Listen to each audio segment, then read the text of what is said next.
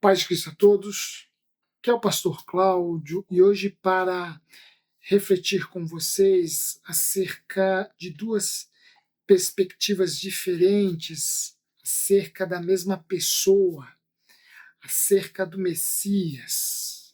E essas duas perspectivas diferentes são as apresentadas pelos autores do Antigo Testamento e pelos autores do Novo Testamento, sobretudo os evangelistas. Existem entre estes autores, os do Antigo Testamento e os do Novo Testamento, uma perspectiva distinta, diferente acerca das características ou dos atributos do Messias. Ora, há no Antigo Testamento uma esperança messiânica. Os judeus esperavam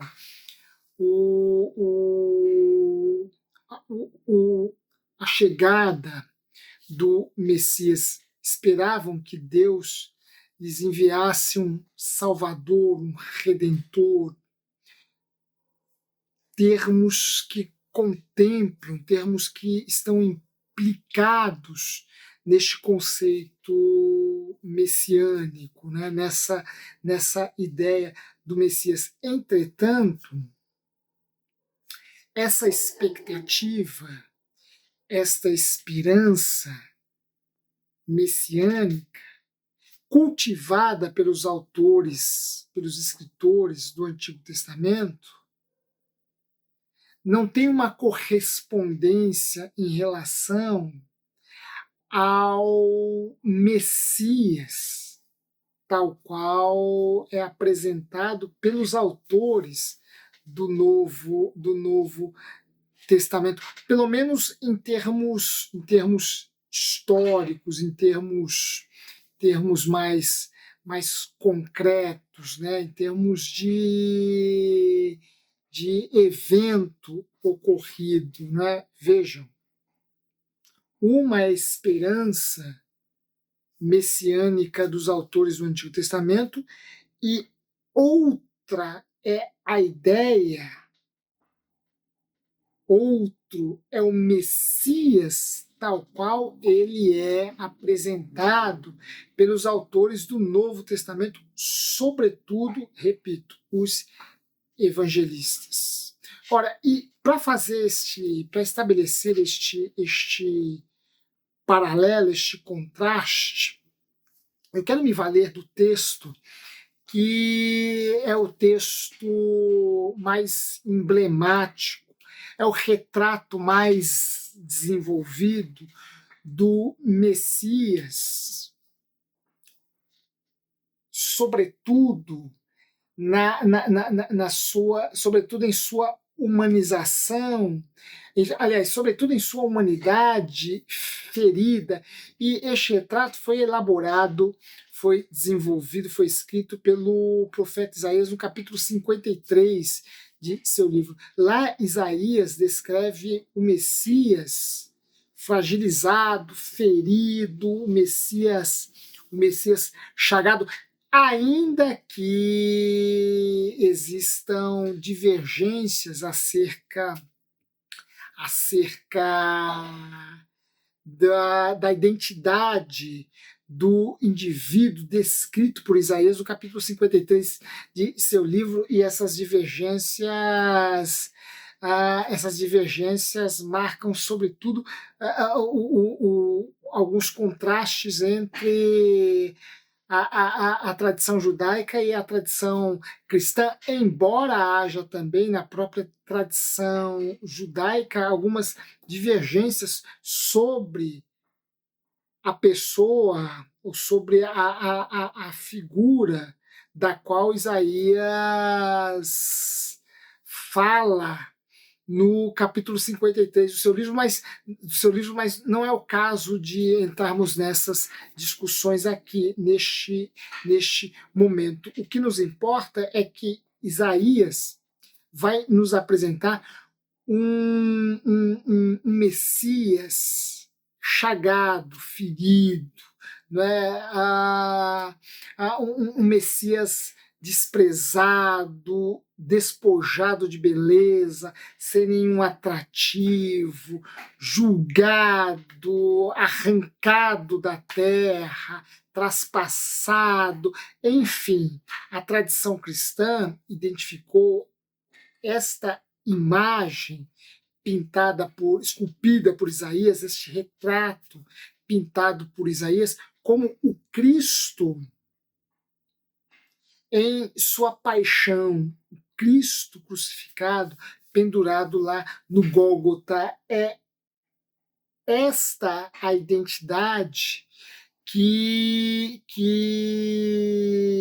estabeleceu uma relação, uma correspondência entre o indivíduo pintado por Isaías e o Cristo da cruz, o Cristo da paixão, o Cristo pendurado no madeiro lá no Gólgota. E é interessante notarmos que em sua descrição mais completa, mais acabada acerca do Messias,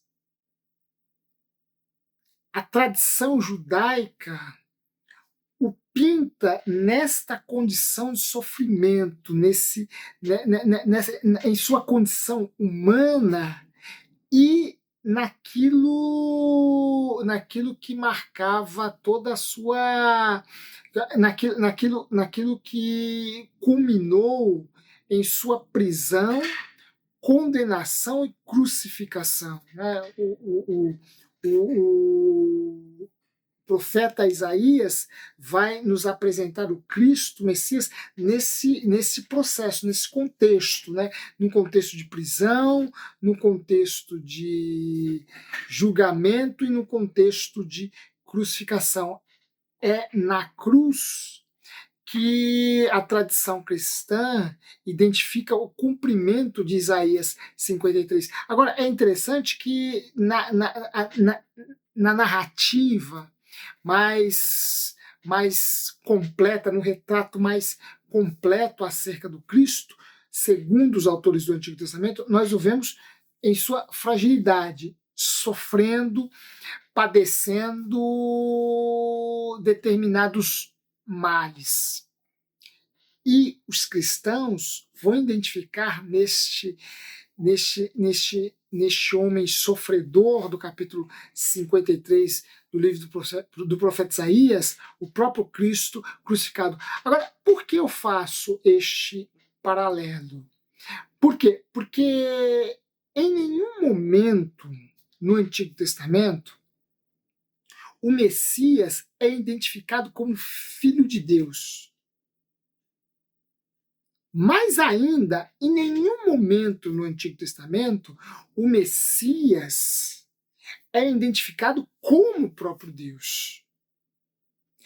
Ora, filho de Deus e, no extremo, o próprio Deus são atributos que o Messias recebe a partir da tradição cristã. Foi o cristianismo que viu no Cristo, no Messias, a divindade. O viu enquanto homem, sim, mas após a sua ressurreição e sua ascensão aos céus, este Cristo passa a ser visto não apenas como Filho de Deus, mas como próprio Deus. Isso aparece bem claro no prólogo do Evangelho segundo João, que pinta o Cristo em sua preexistência na condição de Deus. No princípio era o Verbo, e o Verbo era Deus, e o Verbo se fez carne e habitou entre nós, e vimos a sua glória como a glória do unigênito do Pai. Ora, no prólogo do Evangelho joanino, esta divindade plena do Cristo está ali já definida, já determinada. Portanto, foi a tradição cristã que identificou no Cristo não apenas o Filho de Deus, mas o próprio Deus. E nesse sentido, o cristianismo vai estabelecer com o Messias ou o Cristo. Cristo e Messias são termos, são conceitos correlatos, né? Embora Messias, Mexiá, tenha origens no hebraico, né? Cristo, Christos, tem origem no grego. Enfim, Cristo e Messias encerram o mesmo conceito. Ora, a tradição cristã, os autores do Novo Testamento, em especial os evangelistas, à medida que identificam no Messias, no Cristo, não apenas o Filho de Deus, mas o próprio Deus, vão para além, mas muito além das esperanças messiânicas dos autores, dos profetas, dos escritores da tradição judaica, do Antigo Testamento. Ora, a expectativa messiânica, a expectativa messiânica judaica, esperava um Messias no porte de um Davi, um Messias que fosse um grande estadista, um guerreiro, que livrasse Israel do jugo de seus opressores, né? Do jugo dos romanos, do jugo dos persas, enfim.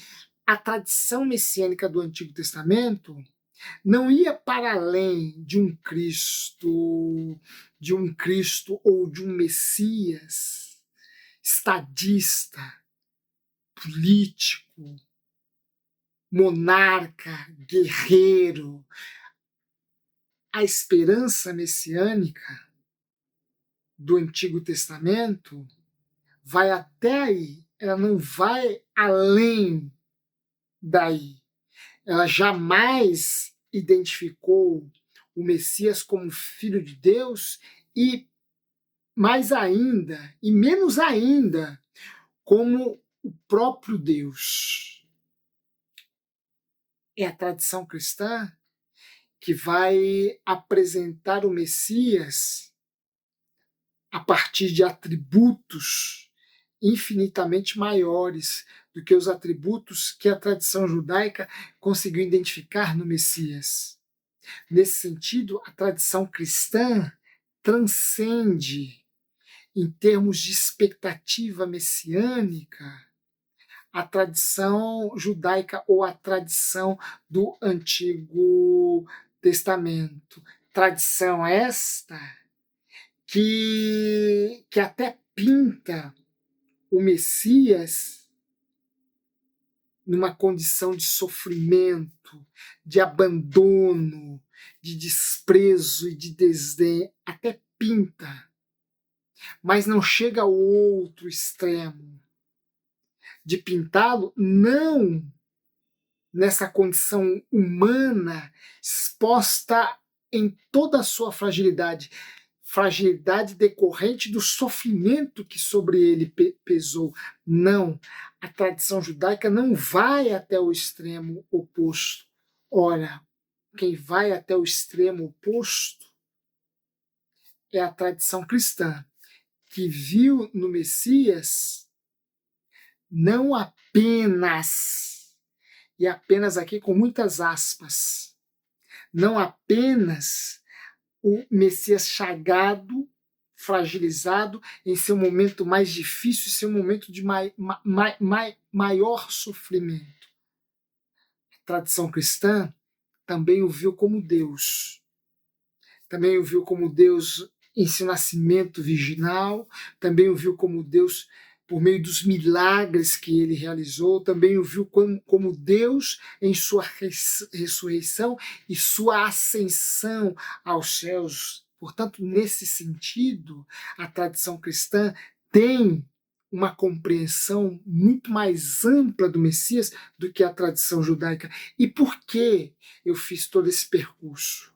Eu fiz todo esse percurso para dizer que nem sempre Deus se revela na medida exata de nossas expectativas.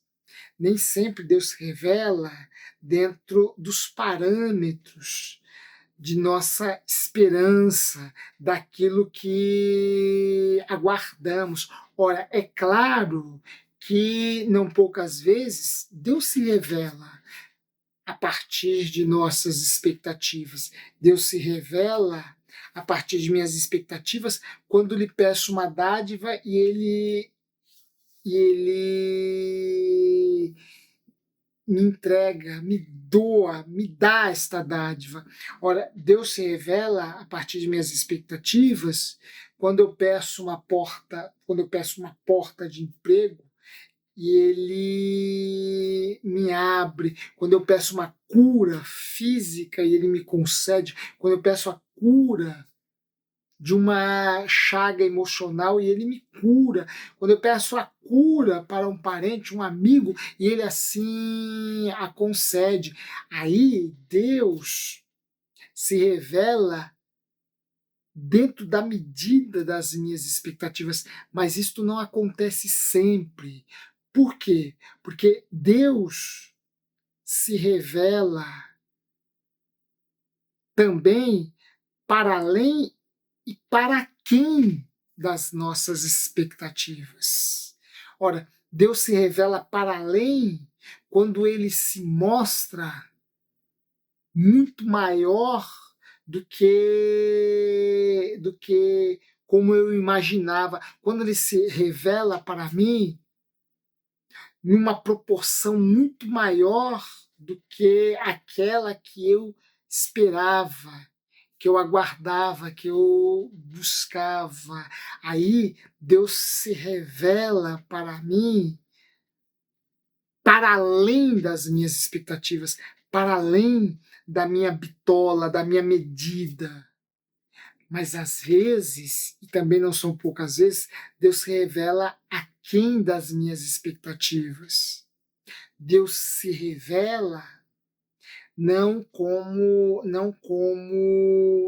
a grandiosidade, não com a grandiosidade que dele eu esperava, mas com a fragilidade do Cristo no auge da sua paixão, condenado, julgado e condenado por Pôncio Pilatos à dura morte e morte de cruz. Ora, ali Deus se revelou,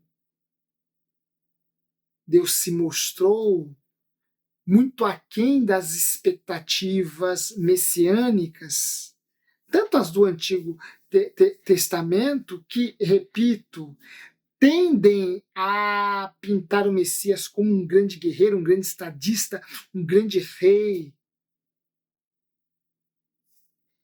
segundo os parâmetros de um Davi, por exemplo, mas também em relação àqueles discípulos que seguiram o Cristo, pois quando o viram pendurado na cruz, simplesmente se dispersaram, o abandonaram. Pedro negou 3 vezes, Tomé desapareceu, os outros discípulos voltaram a pescar. Por quê? Porque não esperava que o seu Messias terminasse pendurado numa cruz. Não esperavam que o seu Messias terminasse pendurado num patíbulo, lá no Gólgota, lugar de maldição. Ora, lá, Deus em Cristo se revelou, mas se revelou aquém das expectativas daqueles discípulos que eram, em sua maioria, judeus, que tinham também uma expectativa messiânica segundo os parâmetros messiânicos do Antigo Testamento. Essa situação de dispersão, de falta de fé dos discípulos só foi revertida quando Cristo ressuscita e se apresenta a eles, quando eles o veem ressurreto e depois quando eles o veem subindo para o céu do Monte das Oliveiras. Aí esse quadro se reverte e os discípulos passam a reconhecer definitivamente nele, no Cristo, não apenas o Filho de Deus, mas o próprio Deus. Ora, repito, às vezes Deus se revela para além das nossas expectativas, para além daquilo que imaginávamos de Deus, daquilo que esperávamos de Deus. É o que os discípulos viram quando contemplaram Cristo ressurreto, quando o viram subir aos céus e voltar para o Pai. E assim, é fácil ou é mais fácil crer. Duro é crer quando Deus se revela para quem de nossas expectativas. Esperamos um Deus muito grande e ele se revela na fragilidade de um crucificado. Esperamos Deus vindo até nós com toda uma pompa, realizando prodígios e grandes milagres. E ele simplesmente se nos mostra como um indivíduo crucificado, como um indivíduo açoitado, como um indivíduo chagado. Ora, duro é crer ou continuar crendo quando Deus se revela para quem? A quem das minhas expectativas? Quando Deus se revela muito menor, entre aspas, daquilo que acerca dele eu esperava. Duro é continuar crendo neste Deus, nessa situação. Mas creiamos, confiemos, continuemos mantendo com ele os nossos vínculos, a nossa relação, porque mesmo se apresentando na fragilidade de um preso, de um condenado, de um crucificado, ele ainda continua sendo Deus, de tal modo que ele detém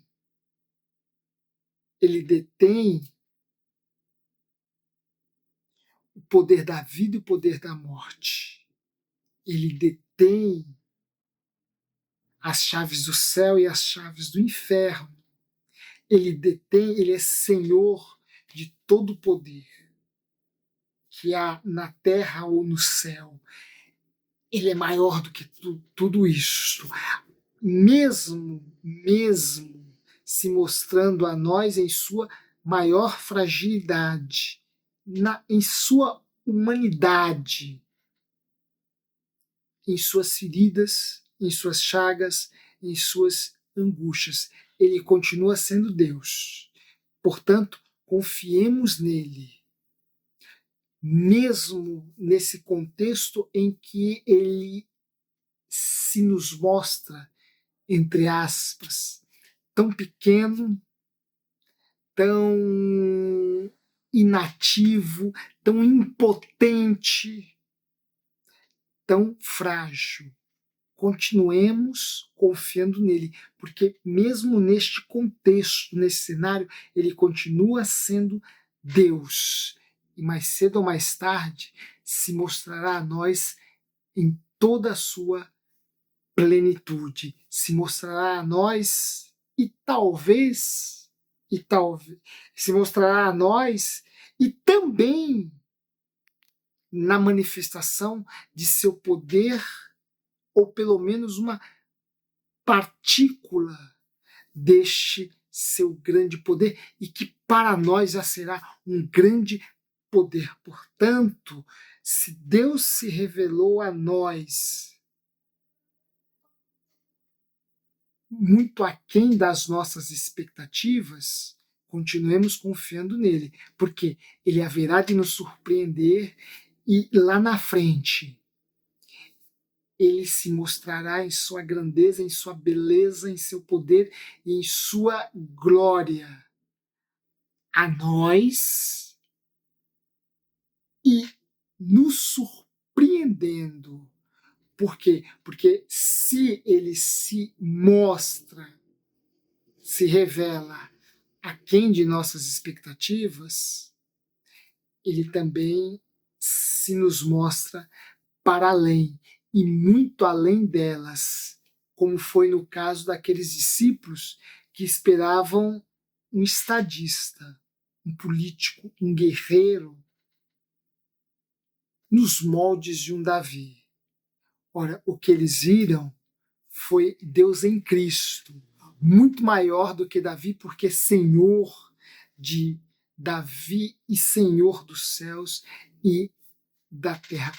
É um Deus que também nos surpreende, se revelando, se mostrando a nós muito além, para além das nossas expectativas, da nossa medida de entender, enxergarmos, esperarmos este Deus. Portanto, se ele se revelar para quem dessas expectativas, repito, insisto, continuemos confiando nele, porque em breve ele se revelará, se mostrará muito além dessas nossas expectativas.